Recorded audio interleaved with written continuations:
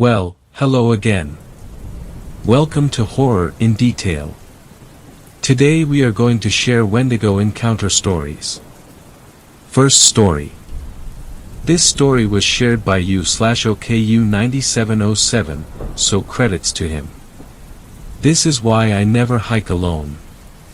I've hiked a lot of different trails all over the US, but some of my favorite backpacking trips have been while hiking sections of the Appalachian Trail, mostly in and around the Blue Ridge Mountains.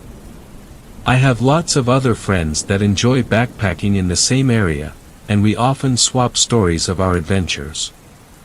Usually they involve wildlife encounters, getting turned around and temporarily lost, getting soaked due to a freak rainstorm and forgetting another pair of dry socks. Yes, this happened to me. Stuff like that. I've also heard some stories from fellow hikers and encountered a few things myself that unsettled me and stuck with me long afterwards. These stories have a way of creeping into my thoughts and haunting me on the rare times I hike alone. I spoke with a good friend recently who told me about a backpacking experience she had a couple of years ago. She's an experienced hiker and would sometimes go out on weekend trips hiking various sections of trail through the Blue Ridge Mountains. This particular time, she described the weather as being clear and cool with not a cloud in the sky. She had been hiking toward a favorite camping spot of hers that she'd been to several times before. She'd gotten a later start than she meant to that day, and the sun was starting to set by the time she got within about a mile of the spot. She said suddenly this heavy fog rolled in out of nowhere. She remembered it being odd, because the weather had been so clear a few minutes before that. Her visibility was limited to about 25 to 30 yards ahead of her, but she pressed on knowing that her camping spot was only about a mile further down the trail. The whole time she felt this sense of dread creeping up on her. Maybe a couple of minutes after this fog rolled in, she noticed what looked like the vague outline of an elk standing in the middle of the trail. Elk aren't uncommon in the Blue Ridge Mountains, but they can be a lot more dangerous than most people realize. Inexperienced hikers, ignorant of the danger elk can pose, have been known to approach them thinking that they're just gentle giants and have frequently gotten seriously injured or even killed by them as a result. They're no joke. Knowing this, she stopped when she saw it so as to keep her distance and then started backing away slowly. As she did so, to her dismay, it started slowly approaching her. The outline of the beast was still vague, but she could tell that it was bigger than any other elk she'd ever seen. As the shape started to materialize out of the fog, she also realized, to her horror, that this thing wasn't an elk. She could make out the shape of the elk-like antlers and the vague shape of the muzzle and part of the body, but the thing that truly startled her was that the beast was slowly loping towards her on two legs. As soon as she saw this, she turned and ran. Visibility was still very limited, and she had to dodge overhanging branches, tree roots, and large rocks as she ran in a blind panic. After about 10 minutes, she told me that the fog started to clear up and the feeling of dread also faded a little bit along with it. She knew that there was no way she could make it back to her car before dark, so she got off the trail and made her way into the woods until she came to a spot which wasn't visible from the trail and where she felt safe setting up her tent. She described being hunkered down in her tent all night with her knife at the ready and hearing what sounded like an elk bellowing in the woods. If you've ever heard this, you know they can sound pretty unsettling. But she described this bellowing as being deeper and more guttural than a normal elk. At times, it even sounded like the thing was forming what sounded like they could have been words. Sometimes it was closer to her, sometimes further away, and, at one point, she thought she heard a second one. The bellowing faded off into the distance as it started getting light outside. She waited until it was bright enough outside to pack up and then booked it out there. She didn't go backpacking in the mountains for a year after that experience and now only goes with friends. As I mentioned, I've heard some strange stories, but that still ranks among the oddest I've heard, and it still bothers me to this day. There's one that bothers me more, though, because it happened to me. My son is in Boy Scouts and I'm fairly involved as a leader in his troop. So, most of the time when his troop goes backpacking, I go too. On one of these trips, we just reached our camping spot after a long day's hike. There were still a few hours of daylight left, so after everyone had gotten their tents and gear set up, most of the boys took to exploring the area around the campsite. Another hour or so went by and this thick heavy fog rolled in. Everything went dead quiet. The birds were no longer chirping, the leaves stopped rustling in the wind. Total silence. Even the words we spoke seemed muffled by the fog. Along with that silence, I began to feel weighed down by this really oppressive sense of what I can only describe as offness. It felt completely unnatural. The other leaders and I were concerned some of the boys could get lost or hurt in this fog, so we called them back to the campsite and counted them off to make sure everyone was present and accounted for. The boys are taught to always have at least one buddy with them at all times. So we counted each scout and confirmed their buddy was with them. The last boy we got to was in a sort of panic. He told us his buddy, a younger scout named Adrian, had wandered off and, after the fog rolled in, was nowhere to be seen. Everything kicked into high gear after that. We told the boys to stay at the camp and two of the adult leaders stayed with them there while the rest of us went out looking for the missing boy. We had radios with us so we could communicate if we lost sight of each other. I decided to backtrack down the trail we initially came in on, in case Adrian had wandered back that way, and eventually came to a spot where I could make out his outline in the fog. As I approached him, I noticed his back was to me and he was standing stock-still facing the woods. I spoke his name softly and he seemed startled like he had been in some kind of trance.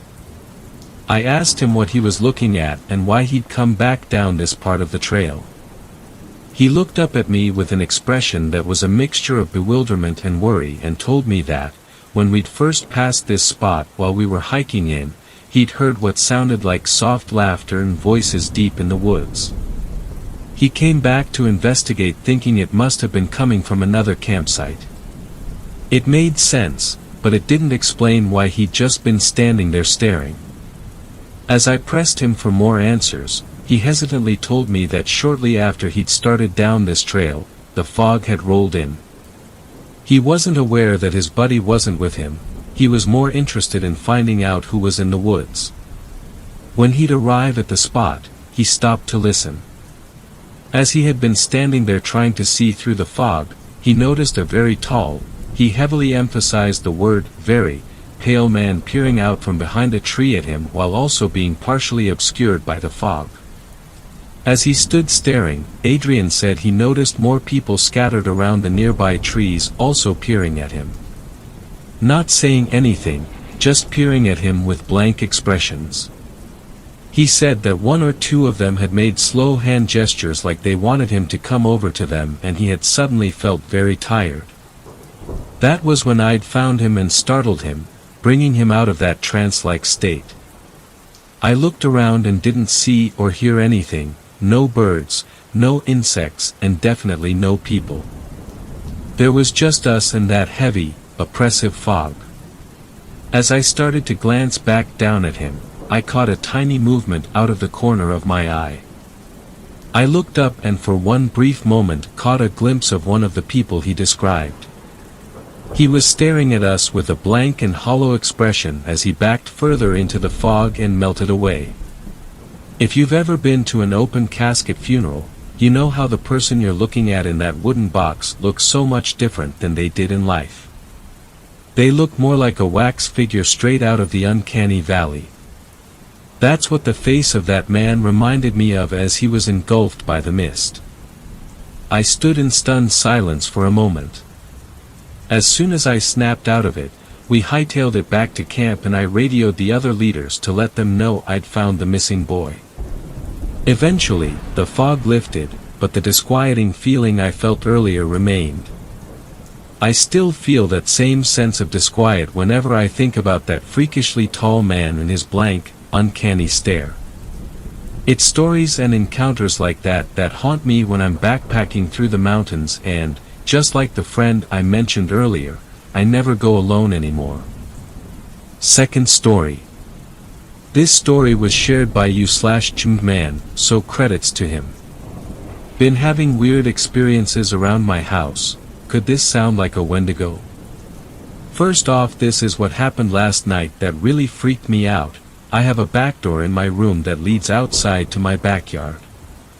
The whole reason I was even wondering about Wendigos is because I live in Native American territory, Blackfoot to be exact.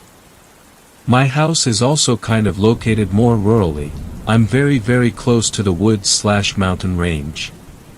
Anyways, last night around 1 a.m. I had opened my back door for some fresh air since it was a bit stuffy in my room.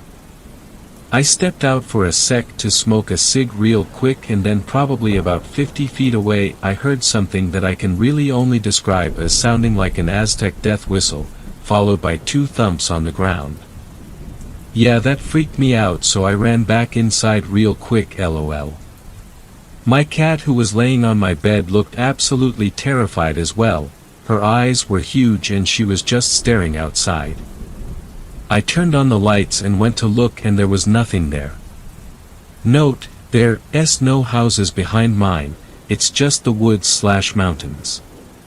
Not the first time something like this has happened either. From when I moved here I've heard tapping a lot at my windows and doors. Even once sounded like someone completely body slammed my back door in the middle of the night. In addition to that, I will occasionally hear whistling, but pretty faint whistling, at night. I always get kind of bad feelings over my backyard at night. I get oddly paranoid for seemingly no reason. Seems like this sort of thing is getting more common for me too. I'll hear this sort of thing a lot more often, and my little dog literally refuses to go outside at night to go to the bathroom. What does this sound like? I'm not really an expert, but I've learned more about Wendigos and it sounds a bit interesting. Third story. This story was shared by you/Born Beach, so credits to him. Something whispers my name in the woods. It used to happen now and again.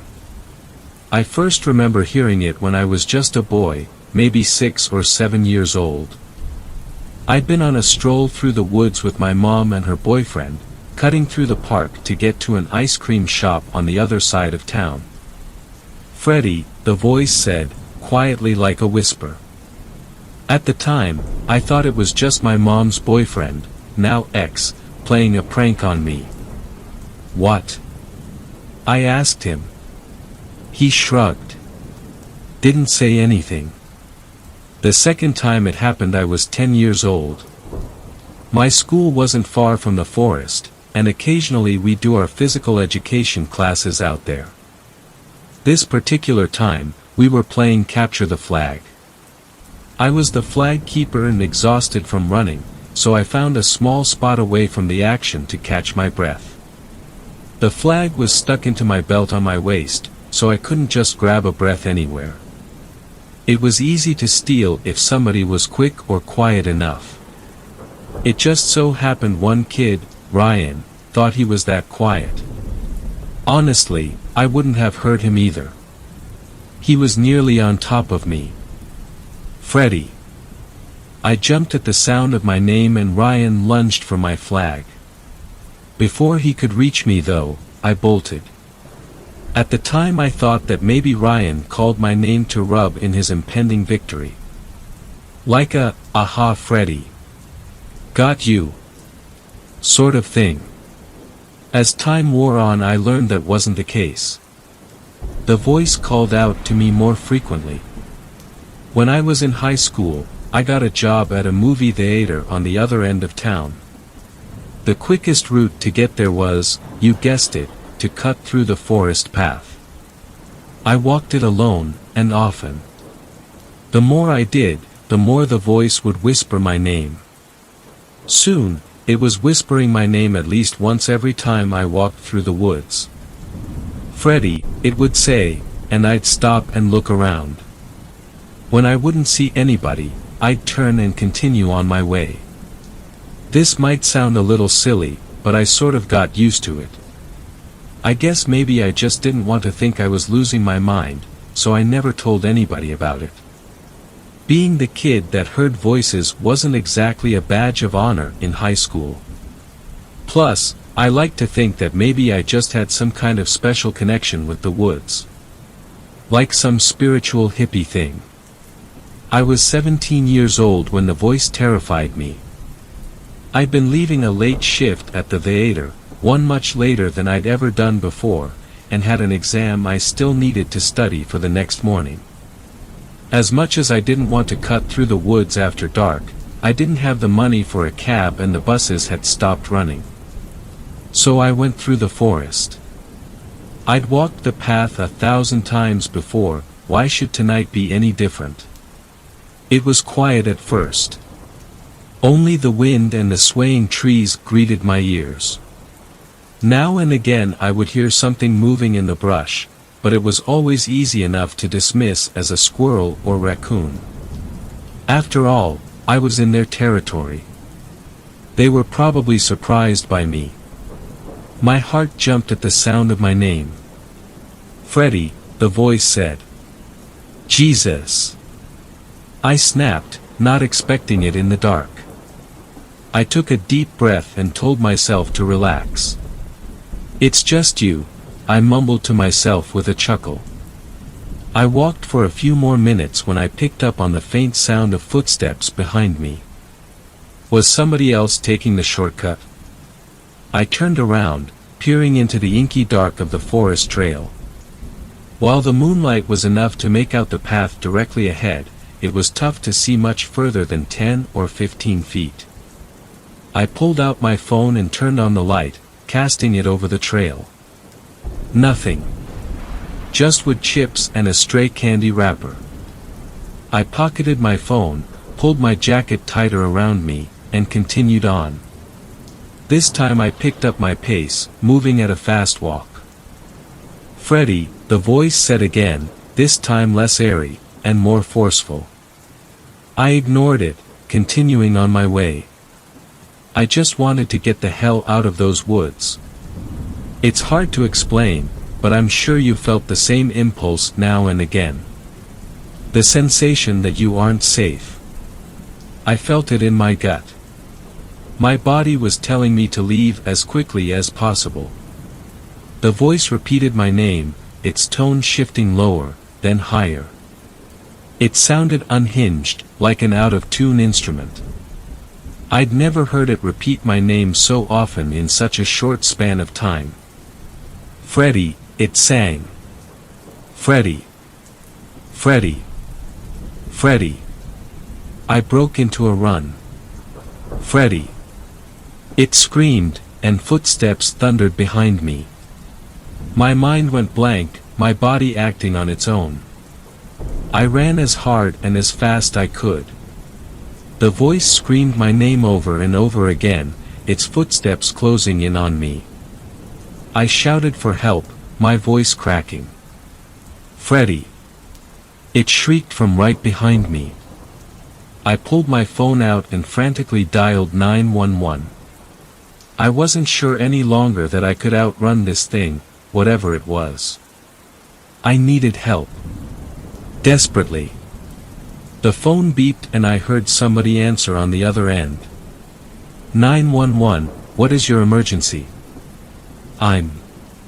Something grabbed my shoulder. I screamed and whipped my hand around, connecting with nothing but air but managing to lose my phone in the process. Leave me alone.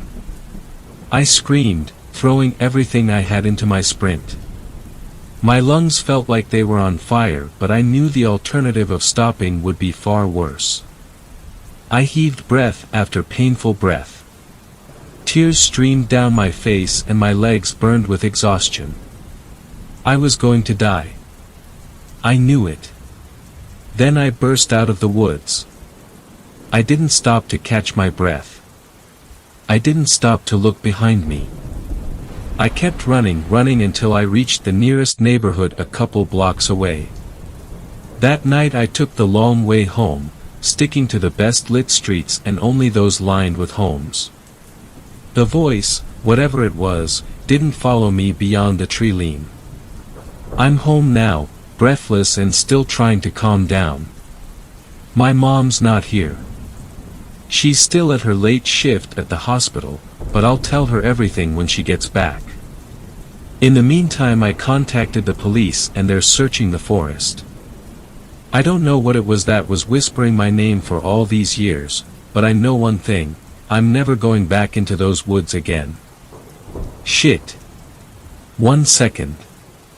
I'm pretty sure I just heard the back door open. Alright, looks like I'll have to leave this here for now. I just heard my mom call my name from downstairs. She must be home early.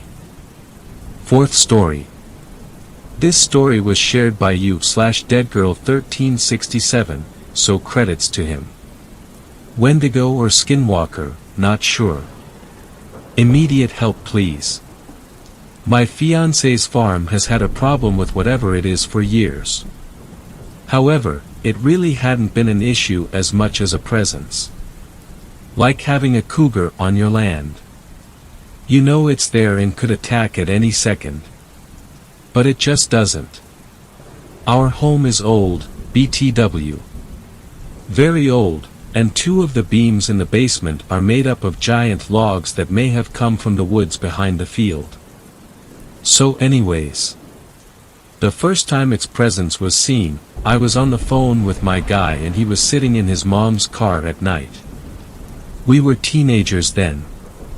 That's when he noticed in this, admittedly really odd-looking, twisted tree that's outside a creature that was large and in his words, looked like a man becoming a beast. He carefully, calmly, got out of the car and hurried inside. It didn't seem to notice him. There's still claw marks on the tree. Not bear-like or cat-like. I looked up the area and back then, Google's so messed up now, I can no longer find it, that a Wendigo king has the hunting ground of the entire length of the creek that is down the road. It was this time of year and he said when he saw it, he heard laughter and war drums. Then I moved here years later. One night I saw what I thought was a red reflector by our mailbox. I was confused about who put that there, it had not been that morning. As I turned my headlights towards the box to better see, the red circle suddenly pulled back into the massive field across the street. As our friend and I got out of the car he said he saw something, that wasn't an animal, standing in the field. We hurried inside. This was autumn. The next autumn I was driving home alone and saw that same red reflector bobbing across the street. When I approached it suddenly whipped around like a startled animal and the light zoomed back into the field. I refused to leave the truck without someone coming for me. I should add I've seen that same light pacing the upstairs of the barn, through the window. Next time was during the 4th of July and we were having a small party. And had the barn door open. When dusk began I saw it. Giant, maybe as big as a horse. It looked like a man with no hair. Grayish purple, I suppose frostbitten colored, skin. Naked. Incredibly skinny as though it has no organs. A big grin on its face which seemed to be either because its lips were forcibly pulled back over its mouth or perhaps it had no lips or cheeks. Big hands and feet, and no antlers. Walking into the barn like a wolf. Reminded me of something out of Bloodborne. Its eyes were black at the moment. I told my guy and he did not believe me as I was begging him to help me close the barn. There is openings in the back it could leave from but the door being open did not feel right after that. Then his great-aunt asked, did anyone see that little girl go into the barn? It's well known by our family that a ghost of a small girl in white roams the farm and is well liked by us. He immediately agreed after that. Then nothing more. Occasionally I feel something reach out for me as I walk around at night, but I've read about W's when I was young, and there's many spiritual things about me that seem to keep me safe. Regardless, I carry a buck knife when I travel at night just in case I have to defend myself. But then his mom left. His mom is very unhealthy and gluttonous in every form. Over 2 years without her and our farm was peaceful. We had been caring for his grandfather, who always said something dark followed him around. And in the last week of his life weird things kept happening. Then he died suddenly and nobody knows why. I had stated earlier that month that the more his mom was showing up again and the more we cleaned up and worked on the farm, the angrier something seemed to get. In fact, a few weeks before, something grabbed onto my guy's father in the barn and make horrible screeches when he put up the mower after dark. There was also one night the barn got left open by him, and as we were headed inside we heard the neighbors screaming. But my guy assured me that he hears them do that every few months. However, while the men sound like they're getting murdered, the woman always sounds fake. But I always hated their house because turkey vultures obsessively circle their plot, like a lot, sometimes 20. So then, 2 nights ago, my guy had to help his mom, who's now situated herself into his grandma's home like the parasite she is, for almost 2 weeks. Things had been feeling peaceful, and earlier at day I had been hoping that Grandpa captured the creature inside his body and it was going to be killed when he got cremated.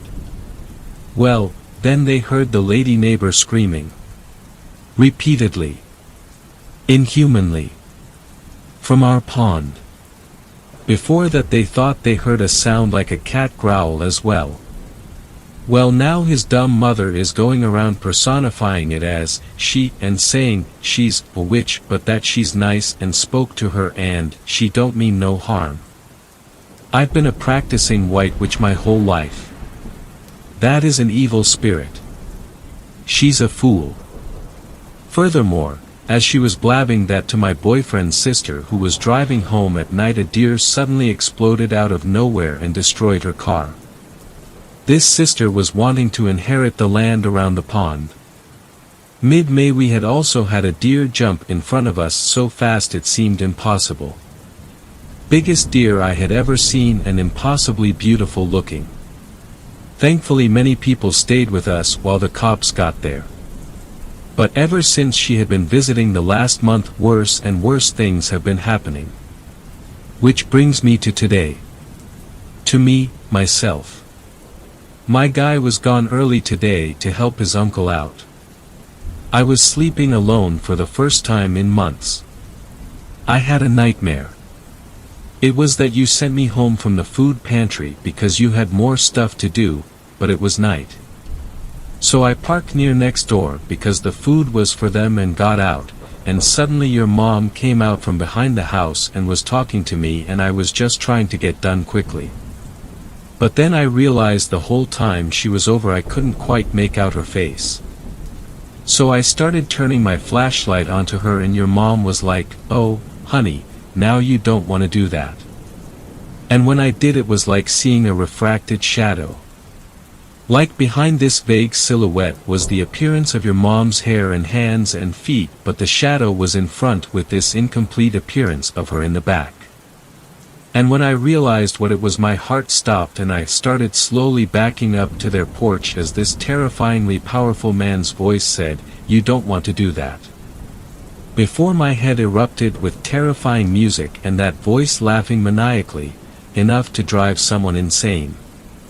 But I kept continually calmly going to the porch as I began to forcibly pray and say, "In the name of God and Jesus, leave me alone, and Christ compels you," and all that stuff. This is what I had texted him. It was horrifying. And I could sense it didn't want to devour me. It wanted to keep me. I said I was a practicing witch, but I also have been confirmed as a Catholic, and I have a belief that's parts of every old religion and some of my own beliefs that I've formed from things I've been witness to. I awoke feeling like something was at my back. But my oldest cats were laying on me. Defensively. They're all still laying in bed with me and had not really in a long time. As I tried to get back to sleep, I prayed for my home and family to be kept safe. For positive energy to cover the land. And for evil spirits to be cast off of our land. Over and over and over until I finally fell back to sleep and had no more dreams.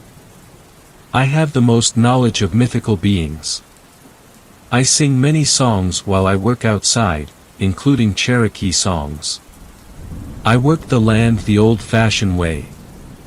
I respect the land. Animals love me. And I've always felt that my soul is very, very old. Like it's been recycled for many lives. People always have called me a godsend as well because I'm at the right place at the right time to help.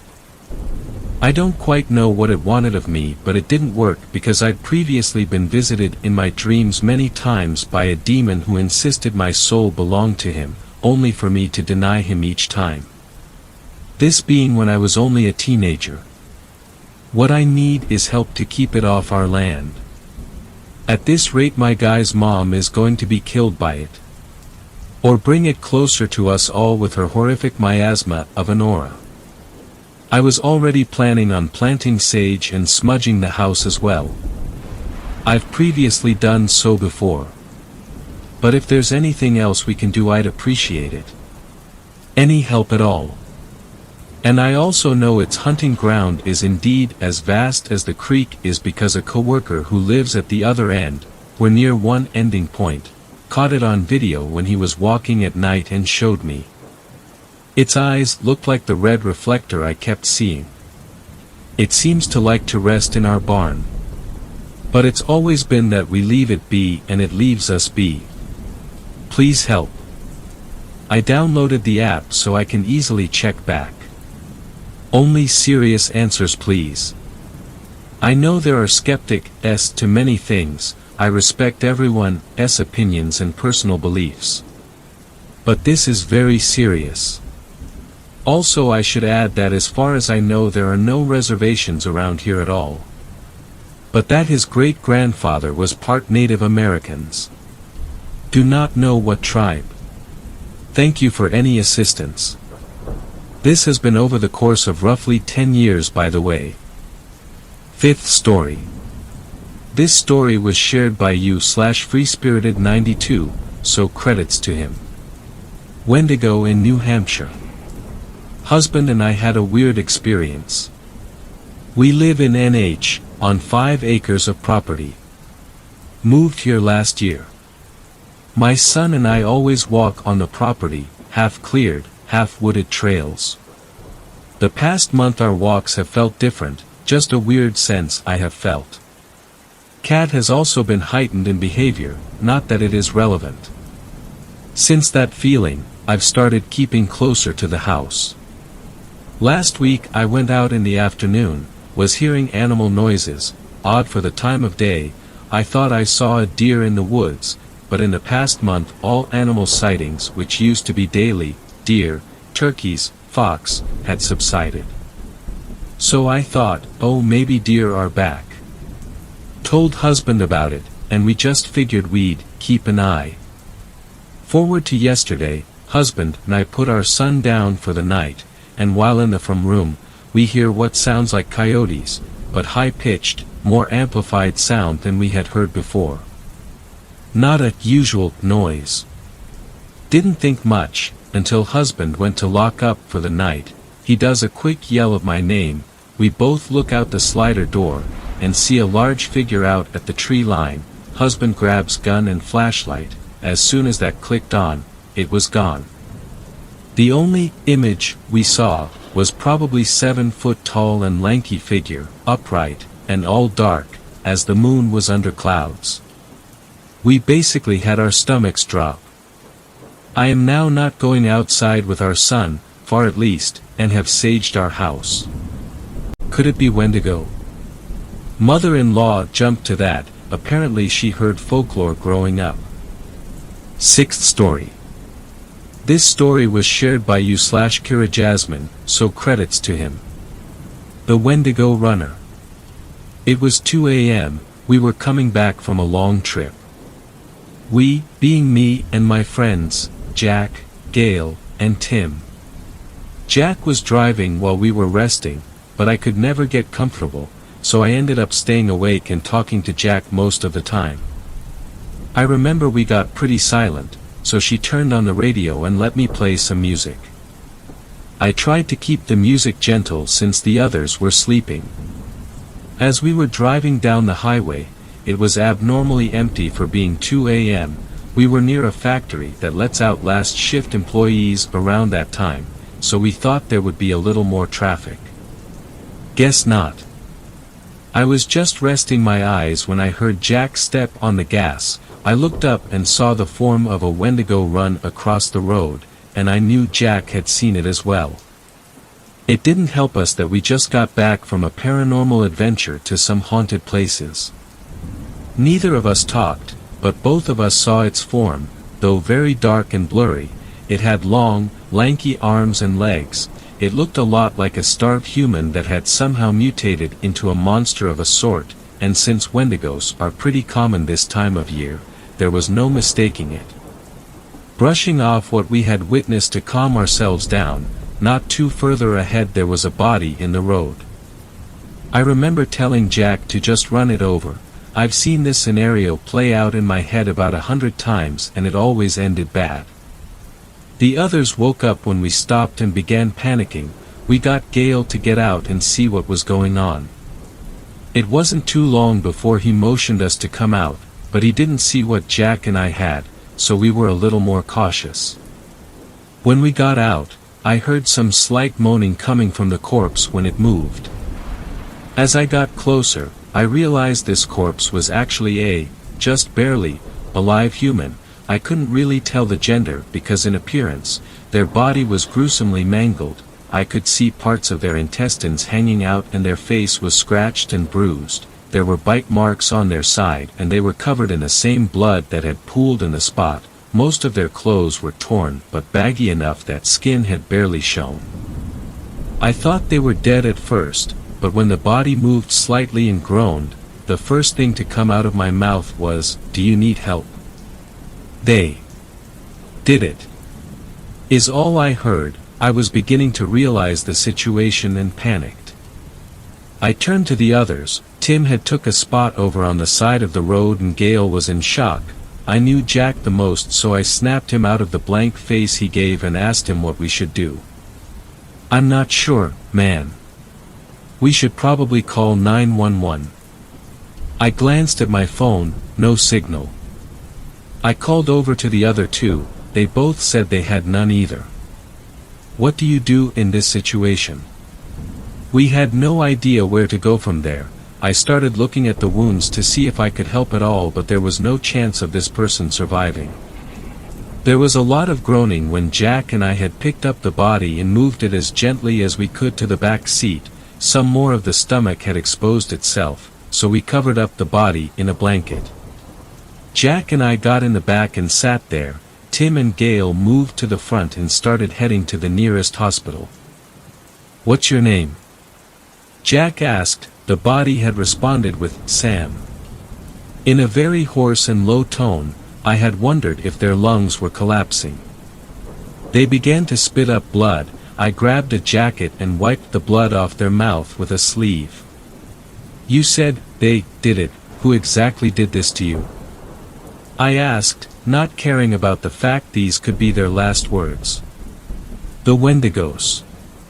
They're hunting," was the only response I got. Jack and I looked at each other before we scanned the outside of the windows, looking to see if there were any more. It wasn't long before we heard screeching tires and felt our bodies thrown forward. None of us could recall what had happened, but the nurse told me it was unlucky of our friend, that they must have been attacked by wolves with the shape they were in. She wanted any of us to explain who the person was, but all we could give her was, their name was Sam. It took a lot of explaining to so many officers what had happened that night. We were even close to being charged with murder, but they had decided it was an animal attack. Apparently when the car crashed, their body had flung out through the windshield and rolled 10 feet from the car, killing them instantly. We thought this would be over and we could forget that night, but there was almost a perfect indent in the car that looked so human, yet not at the same time. The interior was coated in blood and a couple chunks of flesh. We never really saw it again except in the papers. Were the things we saw really Wendigos? I'm not sure, but whatever they were, they fit the description perfectly. Now that I think back, Sam had said they were hunting. Were they hunting us? There's still so many unanswered questions, but the whole deal still makes me sick to my stomach. I'm only telling this story to see if anyone has some insight about what really happened out there, or if there's any other attacks that have been reported. 7th story. This story was shared by you/PRZ1VAL77, so credits to him. Wendigo Hill. The following account is 100% truthful and took place at 3 a.m. on October 31st, 2020. My friends and I always go on walks together past midnight. In the woods, along the roads, anything. We usually have 4 people, but this time Ben, the guy whose house we were staying at, could have 6 people over. So the 6 of us walked along the road to this Verizon tower on this hill. The stars look very nice up there at night, so we always do it. We get halfway up the hill and we're feeling uneasy. It's a full moon on Halloween after all. Nick, the oldest and most stoic out of us, the one who never jokes about or believes in the paranormal or anything, points his flashlight ahead on the trail. What the F is that? He rarely swears, so this was another attention-grabbing thing. We all stop and look ahead. About 20 paces ahead of us there it was. 8 feet tall, white as snow. A skin and bone, lanky, bipedal being within a stone's throw. 6 people all saw this at the same time. It takes off into the woods at superhuman speed. We stop and are silent for a moment. We immediately start asking if everyone saw it, and everyone did. We argue and cuss, and I try my hardest to convince the others to turn back and forget it. But fearless Ben, who doesn't believe in anything, begs to push on. We do. Now I've cut down a lot of trees in my day, so I know what it sounds like when one falls. On the continuation of our voyage, less than a minute later, a tree slams to the ground on the side of the trail. It didn't fall, it was pulled down with force. We stop and argue. We push on. A minute after that, we hear a rustle and a loud, painful chirp from a bird. We make it to the tower and look around us. The top of the hill is mostly devoid of trees, so we look down at the path where it ran. Ben is still trying to convince us he isn't afraid. We decide to run the half-mile back down to his house. We get there and Ben starts crying. He has never ever believed in anything his whole life. But he saw something up there. We all saw something up there. I still see it sometimes when I close my eyes. We've gone back up there, but we haven't seen anything. I've done a lot of research into it. I have no doubt in my mind it was a Wendigo. 8th story. This story was shared by you/Cationator, so credits to him. The Weirs Beach Wendigo. Before June 28, 2019, I was an avid urban explorer. I would always look down back roads for abandoned houses and soon-to-be torn-down barns. I'm also a photographer by trade, so naturally, I brought my camera along with me to capture the experience. So when my grandfather invited me up to his summer lake home in the White Mountains, I was gleeful. Not because of the mountain scenery, or the private lake with multiple jet skis, no. I was giddy at the thought of being able to explore one of my most sought-after abandoned destinations, Surf Coaster. Surf Coaster was a massive abandoned water park about 2 miles from Weirs Beach. The park covered about 10 square miles and was rumored to be the urban explorer's paradise. I arrived at the nearest public parking lot, a Cumberland Farms, at around 6:40 p.m. I used my GPS to see a topographical satellite view of the large abandoned parking lot of the water park. I was led down a few side streets and back roads until I saw the sign. Hidden among vines and bushes was a blue sign with yellow-tinted bulb lights surrounding it that said Surf Coaster. Next to it was a rusted and rather puny 2-foot-high gate with a faded, "No Trespassing" sign. I'll pretend I didn't see that. Stepping over the obstacle, I was presented with a parking lot with a few scattered 80s-looking hatchbacks and sedans. They were rusted with their windows smashed in, and graffiti plastered all over them. The parking lot stretched about 70 feet in front of me and then stopped to another fence.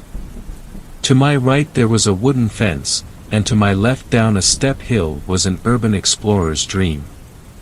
Water slides covered with ivy and moss, pools filled with deflated inflatable toys, and sunning chairs with towels still on them.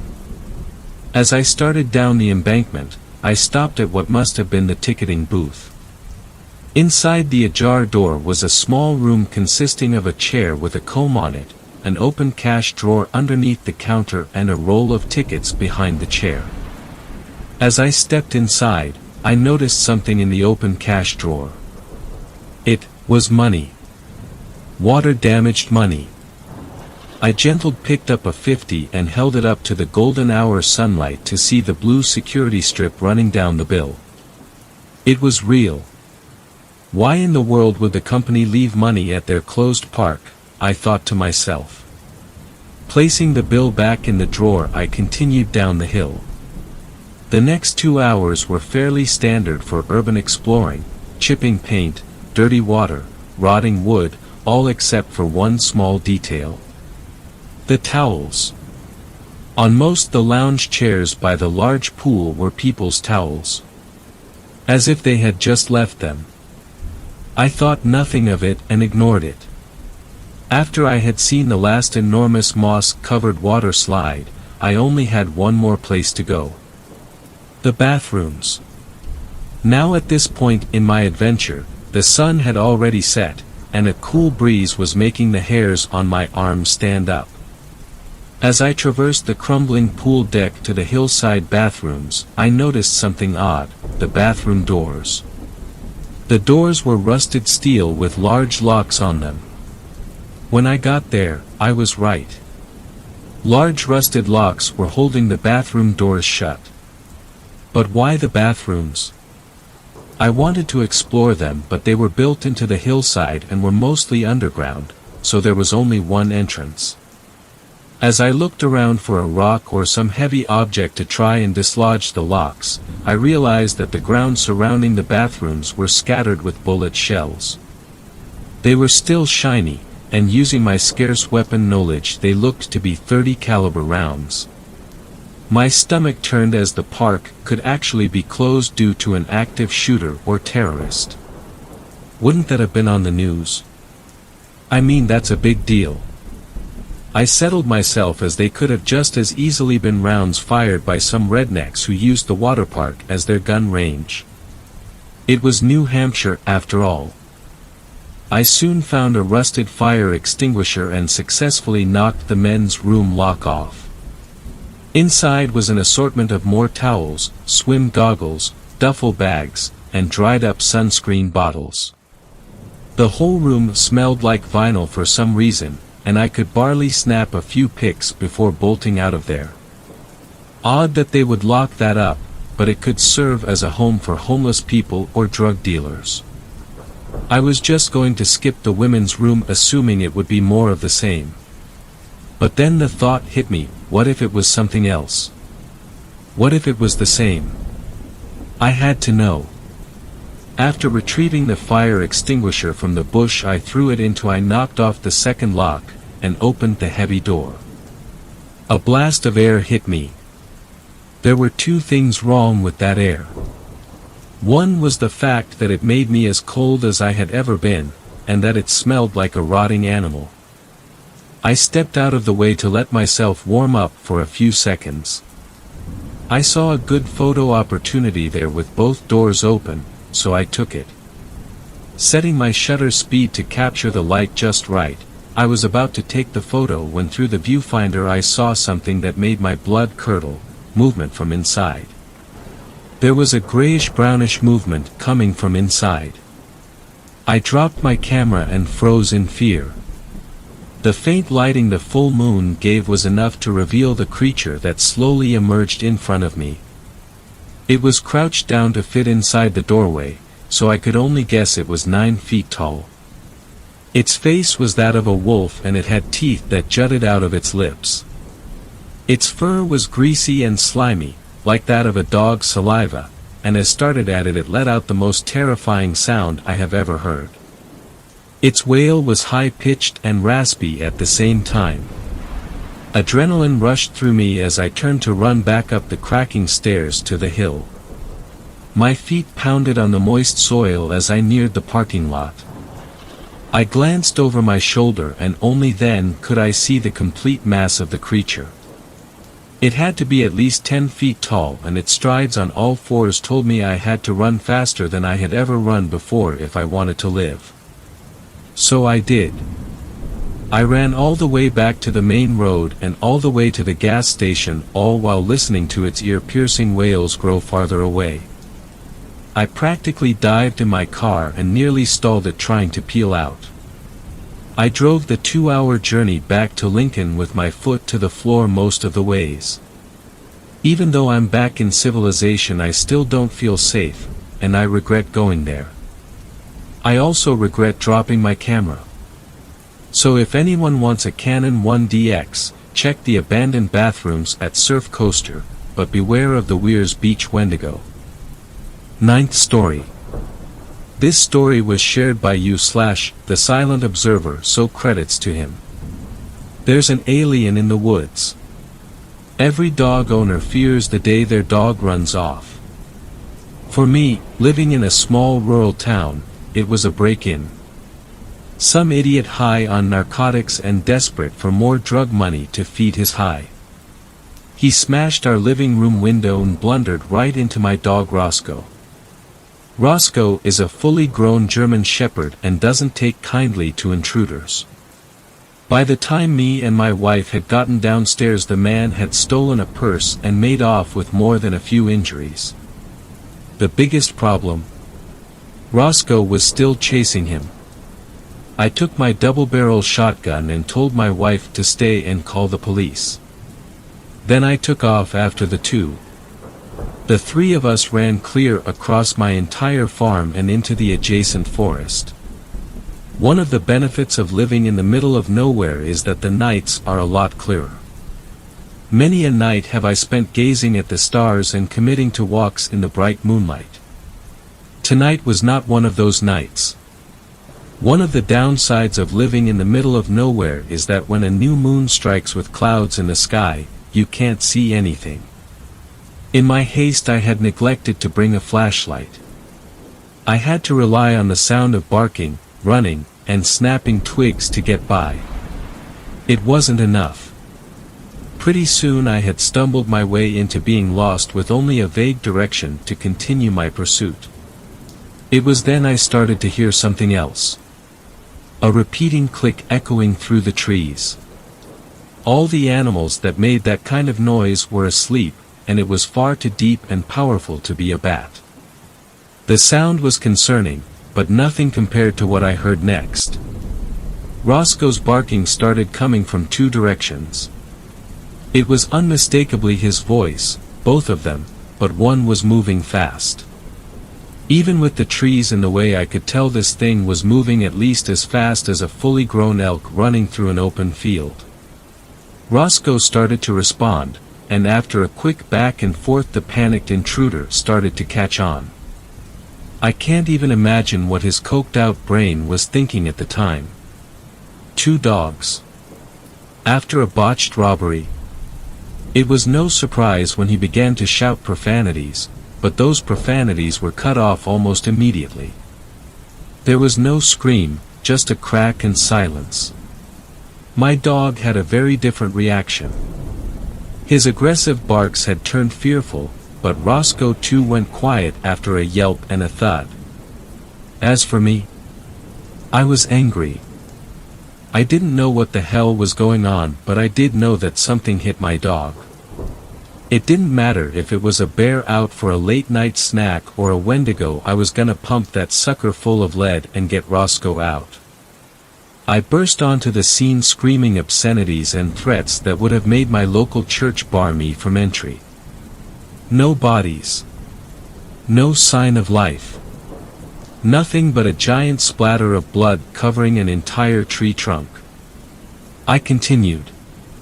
In hindsight, I must have looked like a chicken with its head cut off with how furiously and randomly I was bounding around, but I was on a mission and there wasn't anything that'd stop me. Or so I thought. The thing must have been at least 12 feet tall. 6 massive clawed limbs, 2 legs and 4 arms. An exoskeleton as white as snow and a singular massive eye as black as night. Organs of unknown purpose were embedded into the horn-like growths on the side of its head, a mesh of flesh that made me want to vomit. Trypophobia, I think the term is. Right below it all was a big maw of needle-like teeth. Yeah, I froze. So did it. And then I decided that blowing the demon spawn's head off was the right play. Nothing on this earth moves so fast. My trigger finger had barely twitched before the thing had jumped up into the trees. I discharged at a leaves, then tried to pin the thing down. I think the most frightening part about this encounter was the lack of sound. I have absolutely no idea how something that big could whirl between trees and barely even bend them. It was like I was trying to shoot a ghost, and pretty soon the remaining shot I had acted like I'd hit one too. I swear I'd unloaded my buckshot straight into its chest. The thing had landed behind me and I had turned around. Darn thing didn't even flinch. I knew then that all this was theatrics. A statement. I couldn't do anything to it, and it could do everything to me. There's nothing like being that powerless, but I didn't get to feel fear for very long. I turned to run and everything went black. When I came to it was to the smell of wet dog. Roscoe was cuddled up right next to me looking like he'd taken a dip in a lake. I threw my arms around him, he licked my face, and then we took a look around the cave we'd found ourselves in. The first thing I took note of was the thief, or at least what remained of him. Blood covered the stone slab he'd been placed on. His right leg and arm along with a good portion of his torso had been ripped clean off. The severed limbs had been placed back in their correct orientations as if there had been an attempt to piece him back together, but the man was clearly dead. I can only hope it was instant. Probably was. The second thing, of course, was the alien. I can't for the life of me figure out why, but it was hanging above me, its body spread out over the entire cave ceiling. With the daylight now pouring in I could see it was facing down, watching me without a hint of motion on its end. We just laid there, myself on the ground and it on the ceiling, staring at each other for what had to be at least 10 minutes. I got a good look at the thing in that time. One of the most striking features of the creature was its shell carvings. I couldn't see them in the panicked state I had been in, but now the alien symbols and pictographs were laid bare. There were 2 that stuck out to me. One of an alien in ceremonial robes anointing another of its kind in a backdrop of blazing fire. The other, a human riding a dog the size of a horse and toting a lever-action shotgun. No. I have no idea. After an eternity of wondering if the thing was conducting some alien mating ritual, it finally moved from its statue-like state. Its mouth said something, a long sentence. I could only pick out a few words. The bargain. Death. Heresy. The kind of words that can shake a man to his very soul. Far from reassuring. What confused me more, however, is that there were clearly other human languages dotted throughout.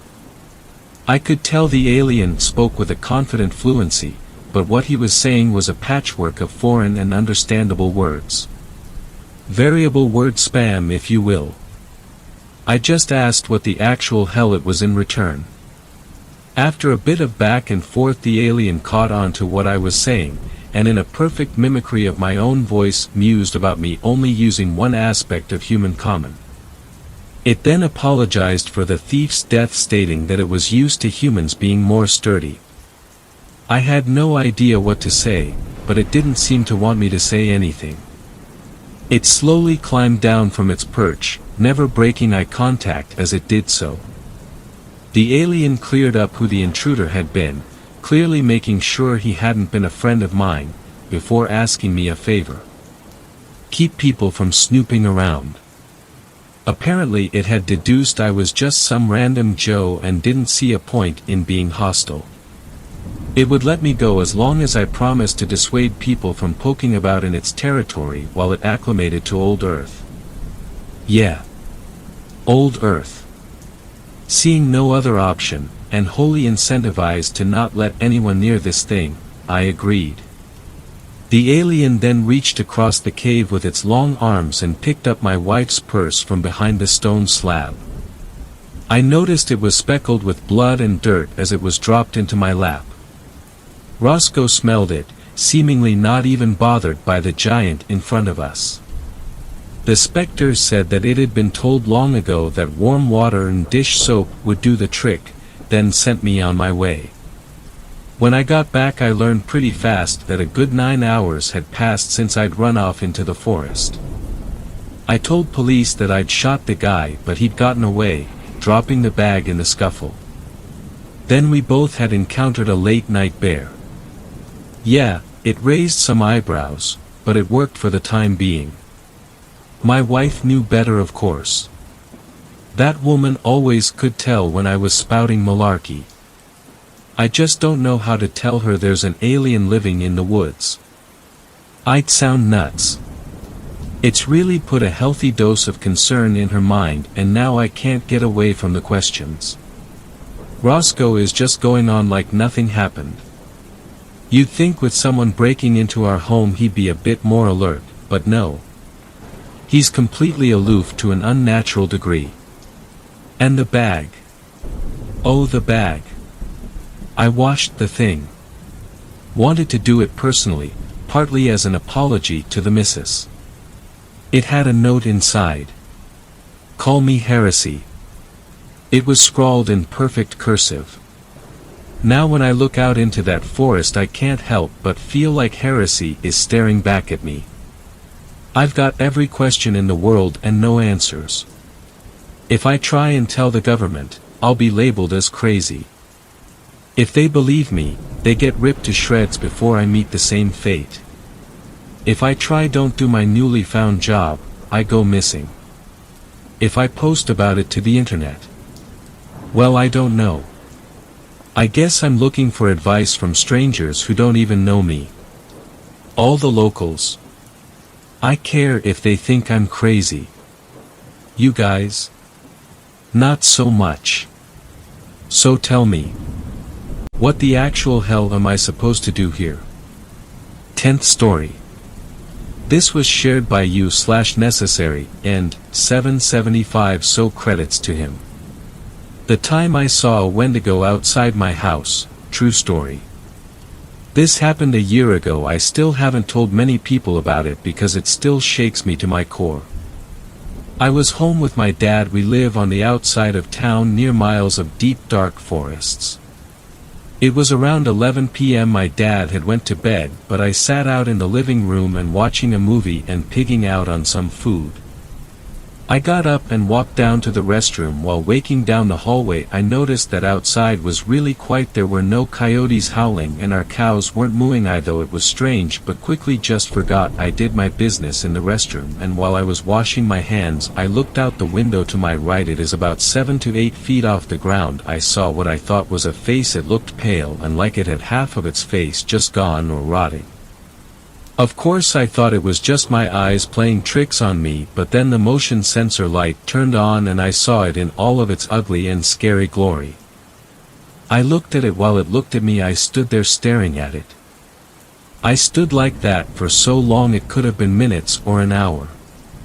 Just as I thought it couldn't get worse, the thing moved and took off running into the woods. I stood there for a while longer before I moved again. I ran, told my dad. He didn't think much of it, but he got up and went outside to check, and I went and grabbed a shotgun. Luckily the thing was gone. I haven't seen it since, but one thing is for sure, I will never stay home alone or stay up late ever again. Thanks a lot for watching the video till the end. Subscribe to our channel Horror in Detail. Drop your opinions/suggestions in the comments section, and like the video as it helps with the YouTube algorithm.